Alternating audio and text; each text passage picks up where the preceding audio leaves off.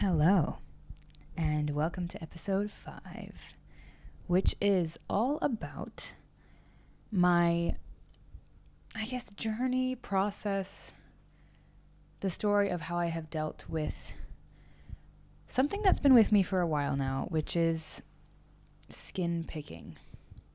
It's weird to say out loud because I have not had this conversation in depth, at length.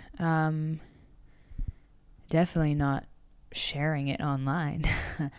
So I'm really nervous, but also excited for this because I think it's a story that when I had first started looking up what this was, I probably would have needed. I needed somebody to say, even if they didn't have the solution, just what they were going through. So I knew that I wasn't alone.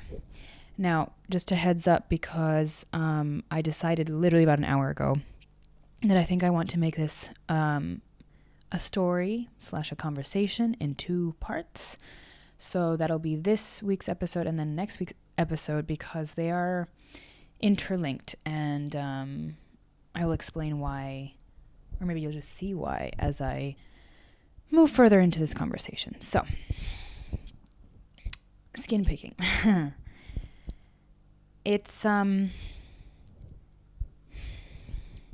It's not something that I'm necessarily ashamed of anymore. More just, it's become weirdly normal. And at the same time, I have never gotten used to it. That maybe sounds like an oxymoron, but I just mean it in the way of like, it's something that I'm aware hurts me, that I do, and I do kind of unconsciously. And at the same time, I am aware of it, so it's not super unconscious, but it's soothing. I feel like that goes for a lot of addictions, but this is mine, if you want to put it that way. And just to be fully transparent, I want to tell the story of how I started to where I am, and the things that I have tried along the way that maybe have or haven't worked. Okay, so in order to start this story, we have to take it way back to when I was 12 or 13, when I got my first pimple. I didn't think anything of it, as far as I can recall, until I actually saw my mom popping a pimple that had popped up on her face and thinking that, well, it was something that I could do. I could also pop a pimple and have it go away. So there was that initial belief that was sort of instilled. But then there was a second from another person in my life who actually, she used to take care of me after school when I would come home while my mom was at work. And she would tell me the opposite. She would say, when you pick your skin, you're going to eventually scar it. And that was terrifying. But being 12 or 13, it was only the start of many hormonal changes and puberty. And so the pimples didn't go away. In fact, they kept piling on. And I will add that for many years, as many people do, I did not care what I was eating. I would just eat anything, everything. And I just had many, probably I'd say, lifestyle factors that didn't help the situation or the natural state of my skin or health of my skin. As you can probably already guess, there was 2 things going on.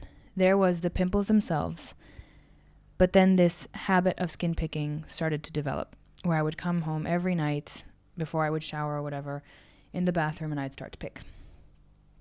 And it wasn't actually that bad then. It was just a small little habit / routine that I would do before I used whatever I needed to do in the bathroom.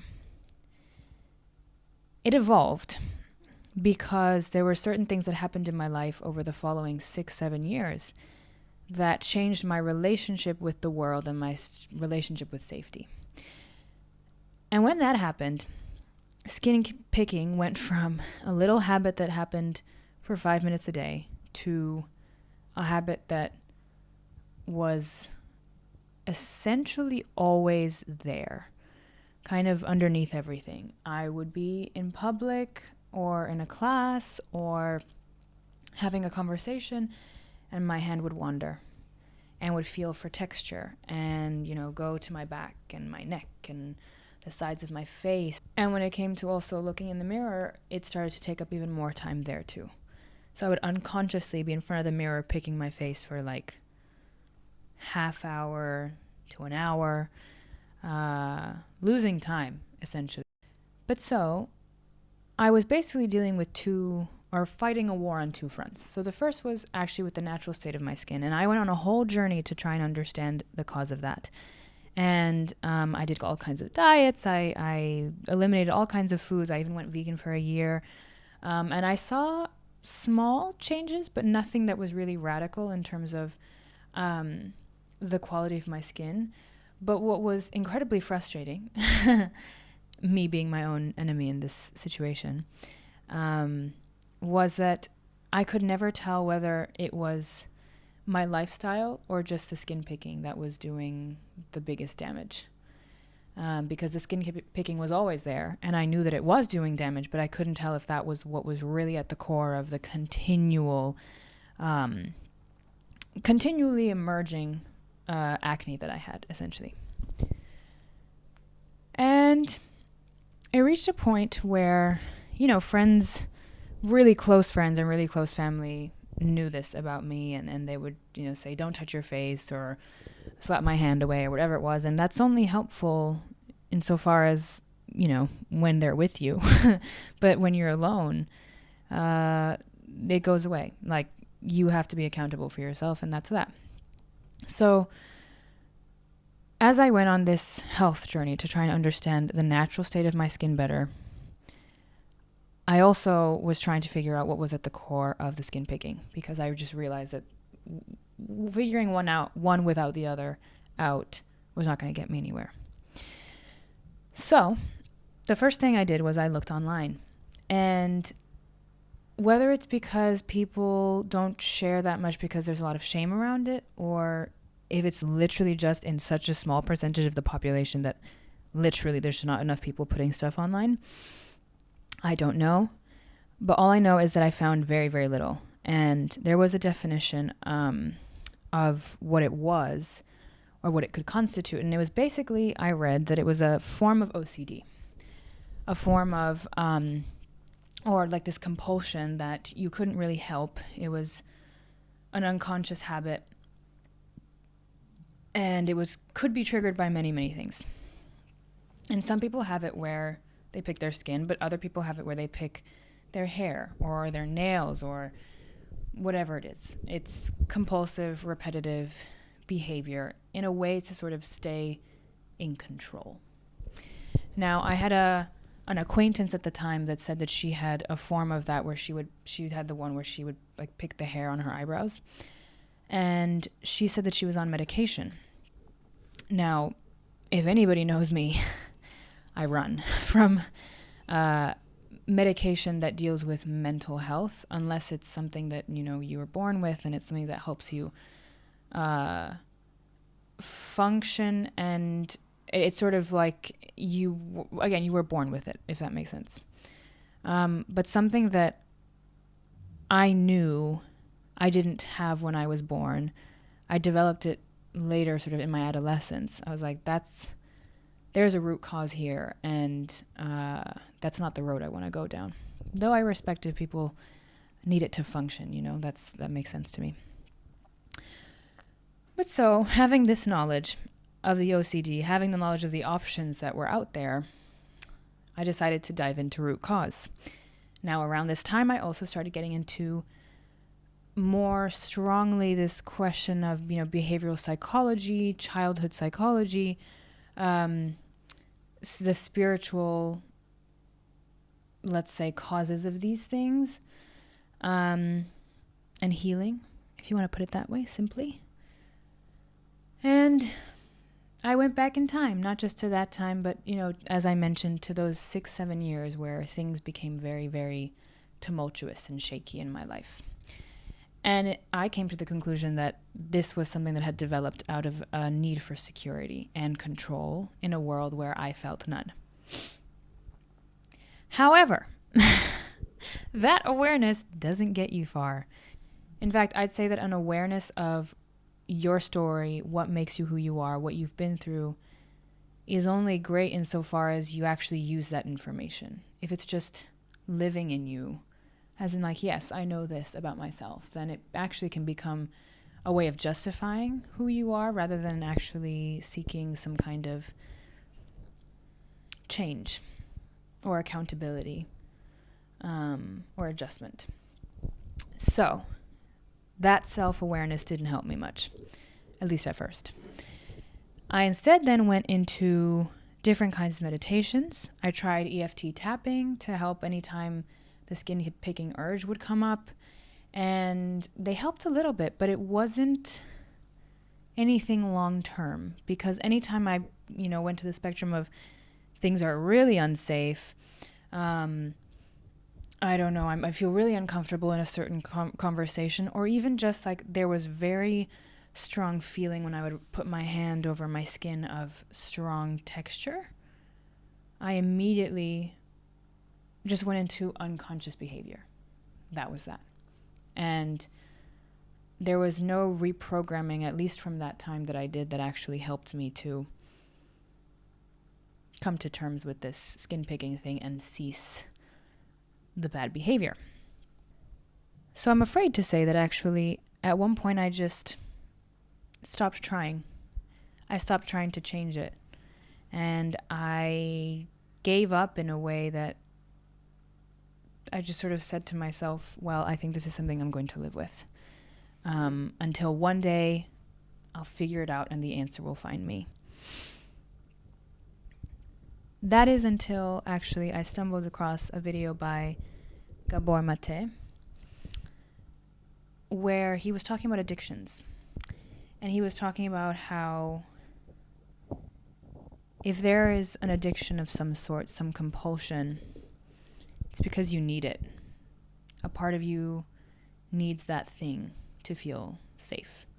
So I had already had this knowledge of that, but I had never tackled it in terms of, again, beyond the self-awareness, which is if my body, if my psyche needs this compulsion, needs this habit that is essentially getting in the way of the health and the skin health that I had always wanted, how can I give myself that need? I think that's where the mindset shifted. How can I give myself safety and security and a sense of stability in the world that I didn't feel I had, or I sort of leave my body when I don't feel that I have? But that's not something that comes overnight. In fact, pretty recently, about 3 months ago, I'd say, it was like, end of last year, there was a little incident that I thought was going to be the kicker to all this, wherein I had, like any other evening, a picking session in front of the mirror. And I don't know what I did exactly. Maybe there was some kind of dirt on my face or in my nails. And maybe there was already some kind of like comedone, like a closed blackhead or whitehead or something that I tried to pick, and something got lost in translation because I woke up the next day with a golf ball size thing in my face. And it was bruised and it hurt and I couldn't talk. I couldn't chew normally. It was so painful. And I was convinced that that was going to do it.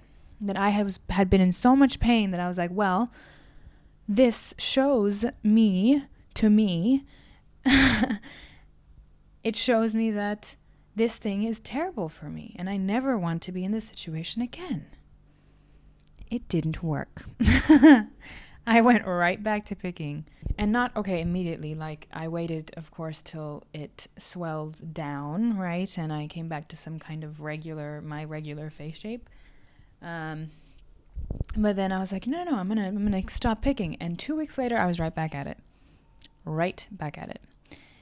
So again, a pattern that's really, really ingrained in me, and I couldn't just. So even a bad experience with it didn't change much.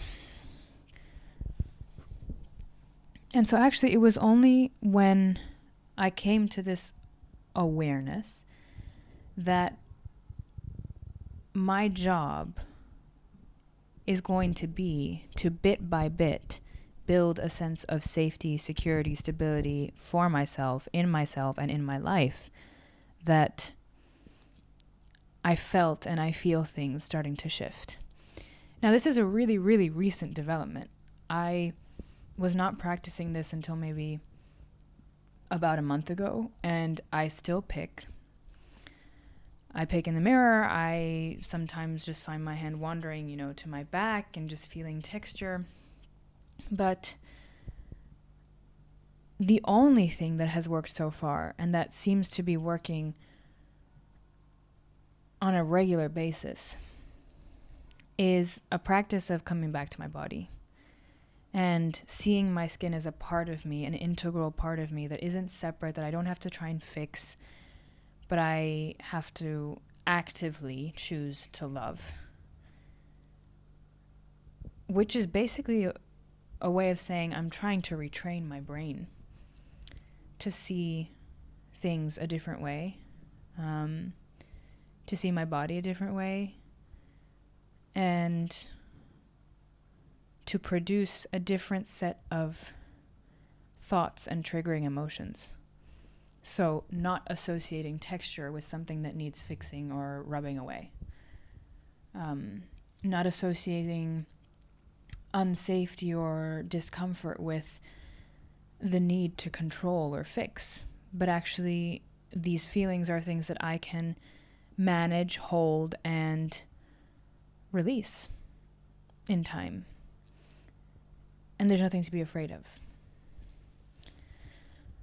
That being said, it's a process because, as I said, I still pick. I still do it pretty regularly. But I think that's the biggest thing that has helped me, and also to not identify as a skin picker or someone with OCD. Because as I said, I was not born with it, which means that I don't have to die with it. And that leads me to the part 2, which is under a different title, but it's completely connected because it's the part of this whole story that actually has to do more with the quality of the health of my skin, and actually just the quality of my health overall. And that's why it's called Lessons from Coffee and Cigarettes. 2 things that people find generally to be quite unhealthy for you, but I'm going to talk about it from a different angle. So I say tune in for that, because that is going to be more about how I have found homeostasis in my life in terms of my health, which I still sort of work with and am in dialogue about regularly. But it's linked to the skin picking thing, but it's even more linked just to my health overall and finding safety in my health and in my body, which has been such an integral part of actually healing this aspect of myself that feels the need to pick.